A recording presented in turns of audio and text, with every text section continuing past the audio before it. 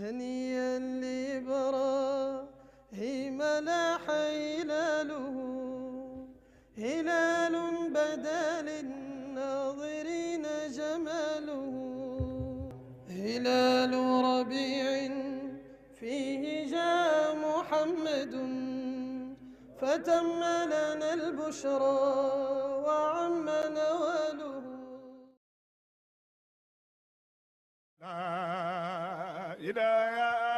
yéen télé bàyyi fu ngeen mën ci nekk fond baa ngi nii taxaw na te liggéey na liggéey yoo xam ne gis nañ ko fuñ daan sonne di ko dajale addiya pour shérif yi nangam ak nangam ak nangam yooyu yëpp fond bi tëj na ko def na ko taxaw na fa taxawaay yoo xam ne noppal na nit ñu bëri donc bon fond bi daf fee war a nekk maa ngi leen di wooyee ñëpp taalibe yëpp ñu xam ne fond bi digalal bàyyi la ah digalal bàyyi la maa ngi leen di xamal ne fond bi itam ndimbal la ci bàyyi maa ngi leen di xamal ne fond bi ndimbal la pour taalibe bàyyi yëpp itam gis ngeen bon ne fond bi liggéey pour dolleeku liggéey pour taxaw liggéey pour wane ne mën nga dara mën ngaa yokk dara loolu moo tax a jóg fond bi am na lu mu def loo xam ne gis nañ ko école bi ci la bokk gan yu tedd yi ñuy teral ci lañ bokk ak bibliothèque bi ñuy tabax ci la bokk kuy tabaxu nag foog nga am dara kuy am dara nag yaay génne dara te buñ ko defee dinañ gis barke boo xam ne géntuñ ko woon man maa leen ko wax waaw du man maa ko wax sax waaye Baye moo ko wax. fond bii nag yëkkati nañ ko ngir Baye heure bi ko def ci Medina sos ko ci Medina te heure yi ñu ko gën a soxla ci Medina la bokk. li Baye gën a fonk ci àddina mooy jumaam ji ak école am bi te jumaa ji man boobu mën naa koo seede ndax daaw ci heure bii nii mun nañ ma indilee ci 10 millions boobu ba pare jënd ci itam lu mat fukki climatiseur yu armoire yu taxaw yi loolu itam bokk na ci li nga xam ne fond bi mu ci dimbale mu gaaw kon nag kii njëriñam ñëpp xam nañ ko fi mu nekk kon kuñ ci oo rek war ngaa def.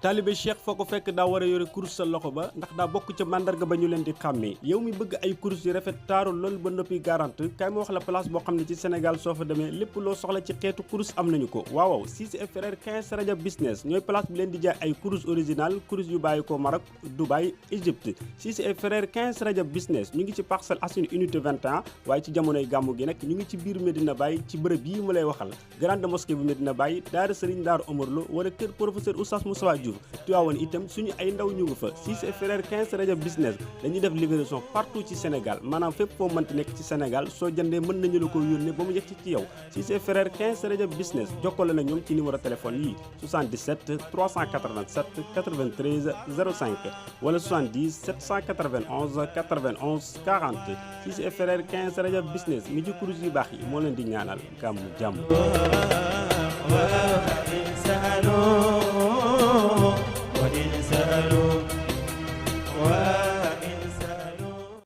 alhamdulillahi wasalaatu wasalaamu ala rasulillah sayyidina wa mawlana muhammadin sallallahu alayhi wa sallam na'uuzu billahi min shururi anfusina wa sayyi'aati a'malina man yahdillahu fa huwa al-muhtadi wa man yudlil falan tajida lahu waliyan murshida alhamdulillahi allazi hadana li hadha وما كنا لنهتدي لولا أن هدانا الله سبحانك لا علم لنا إلا ما علمتنا إنك أنت العليم الحكيم السلام عليكم ورحمة الله. Louange à Allah, Seigneur des univers, l'unique, l'absolu, le dominateur suprême, le réel qui confirme la vérité et fait disparaître le faux. Il dit dans le livre وَمَا مِن دَابَّةٍ فِي الْأَرْضِ وَلَا طَائِرٍ يَطِيرُ بِجَنَاحِهِ إِلَّا أُمَمٌ أَمْثَالُكُمْ مَا فَرَطْنَا فِي الْكِتَابِ مِنْ شَيْءٍ.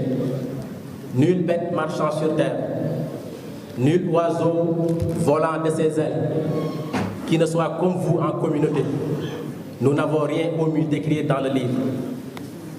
Que la prière d'Allah soit sur son prophète, son serviteur Muhammad Rasulullah sallallahu alayhi wa sallam, à travers qui nous avons connu que les créatures sont la famille d'Allah et l'être qu'il aime le plus est celui qui est plus utile à sa famille. Al-khalqu kulluhum iyalullahi wa ahabbahum ilayhi anfa'uhum li iyalihi.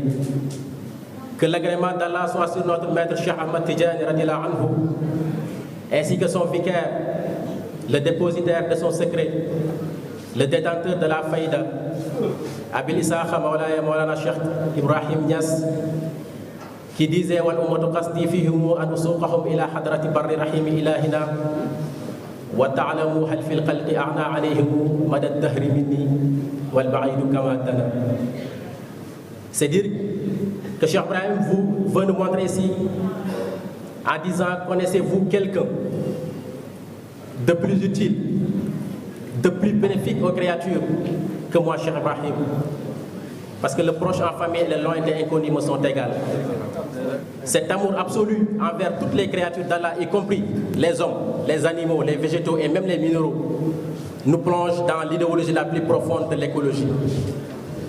Parler de l'écologie et de la faïda démontre encore une fois la symbiose positive qui existe entre la religion et la science, entre la foi et la raison, entre le monde temporel et le monde spirituel. Nous témoignons la réconciliation de ces deux pôles. On sait que l'homme avance en technologie, l'homme avance en spiritualité, et tous les deux résultats reviennent à l'homme. Donc chacun a besoin de l'autre, qu'on se complète pour savourer notre éternel perfectionnement. Vu le contexte dans lequel nous vivons, ce thème écologique nous préoccupe tous. Au-delà de nos différences, de nos situations, de nos religions et croyances, de notre statut de pays développé ou sous-développé, personne, je dis bien personne, ne peut ou ne doit rester indifférent face à cette menace que constitue la crise écologique. Cheikh Ibrahim Niass radiyallahu anhu en a pris conscience en 1932. Notez bien, 83 ans avant l'accord de Paris, la fameuse COP 21. 62 ans avant la Convention cadre des Nations Unies sur les changements climatiques, 53 ans avant la Convention de Vienne pour la protection de la couche d'ozone, 40 ans avant la première déclaration des Nations Unies sur l'environnement adoptée à Stockholm. À cette époque, Cheikh Ibrahim Niass disait: les gens abattent et brûlent les arbres alors que chaque arbre est un facteur de production de pluie. Et si les arbres sont abattus, ce rôle s'interrompt. Il continue de dire que l'arbre et ses racines conservent l'eau dans le sous-sol et donc constituent les meilleurs moyens de lutter contre les érosions. On voit ici comment Cheikh Ibrahim avait déjà compris toutes ces notions écologiques, toutes ces notions scientifiques sur la protection de l'environnement, avec une parfaite maîtrise du cycle de l'eau, dans un contexte de crise économique où la majeure partie des Sénégalais ou la majeure partie du monde se souciait autre chose que la survie de l'environnement. Pour être simple, l'écologie est une discipline qui étudie les interactions qui existent entre les êtres vivants et leur milieu. Vous savez que la vie et le milieu sont deux composants inséparables. On parle de biotope et de biocénose. La crise écologique dont Cheikh Ibrahim Niass parlait dans sa lettre se caractérise par la destruction des habitats naturels, induisant ainsi la perturbation des écosystèmes et le chamboulement climatique. Le Cheikh nous dit dans la lettre: les gens sont habitués à l'abattage des arbres sans aucune autorisation préalable des autorités. Et la persistance dans cette attitude entraînera un désordre dans la région du Saloum et rendra les terres infertiles à l'image des terres du Baol, du Djolof, devenues arides et pauvres, ayant comme conséquence la pénurie des denrées alimentaires. Fin de citation. Cheikh Ibrahim Niass avertissait déjà sur les conséquences de l'abattage des arbres. Il a montré la liaison subtile qui existe entre la végétation, la pluviométrie et l'érosion des sols. On sait aujourd'hui que nos terres subissent une pression humaine terrible, avec tout ce que nous voyons comme mauvaises pratiques agro-silvopastorales, telles que le défrichement à outrance, la déforestation, le surpâturage et la surexploitation des ressources naturelles. Le sol est sujet à de multiples processus de dégradation. De menaces sérieuses sont en face de nous. Il en résulte alors des baisses des rendements, des revenus, une insécurité alimentaire, une pauvreté manifeste et donc un exode rural.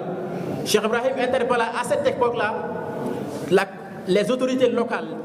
Donc c'est une époque de la colonisation où Cheikh Ibrahim disait que, chers dirigeants et responsables, il était de coutume chez vos devanciers quand un mal survenait, de se réunir tous et de brandir leurs armes pour défendre la patrie.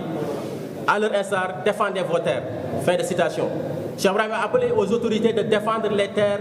Aujourd'hui, la Russie est là, les États-Unis sont là, et donc nous sommes tous menacés par ce qu'on appelle les lobbies nucléaires. Et Cheikh Ibrahim, on rappelle que Cheikh Ibrahim a joué un rôle clé dans la préservation de la paix et de la stabilité du monde lors de la conférence d'Ankara en 1966, le monde sans bombe atomique. Par cette crise écologique actuelle, on sait que la Terre souffre de ses propres fils. Le péché d'un homme ou d'un groupe d'hommes peut causer l'amertume de toute une communauté. Nous ne sommes pas des grands pollueurs, mais nous subissons en fait tous les dommages de ce qu'on appelle les changements climatiques. L'égoïsme de l'homme, la corruption de l'homme, la perversion de l'homme et la décadence restent les causes principales du mal de la terre. Zahara al-fasadu fil barri wal bahri bima kasabat aydin nasi liyuziqhum ba'da allazi amilu la'allahum yarji'un. La corruption est apparue sur terre et dans la mer, et à cause de ce que les gens ont accompli de leurs propres mains, afin qu'Allah leur fasse goûter une partie de ce qu'ils ont œuvré. Peut-être ils reviendront vers Allah. Il est nécessaire de faire appel aux principes religieux pour une préservation plus rigoureuse de l'environnement et de la biodiversité. Le Cheikh nous a enseigné dans cette missive que être un serviteur d'Allah, c'est agir pour le bien commun et non pour ses propres intérêts. Et les grands initiés ont vu le lien subtil qui se casse entre Dieu et ses créatures.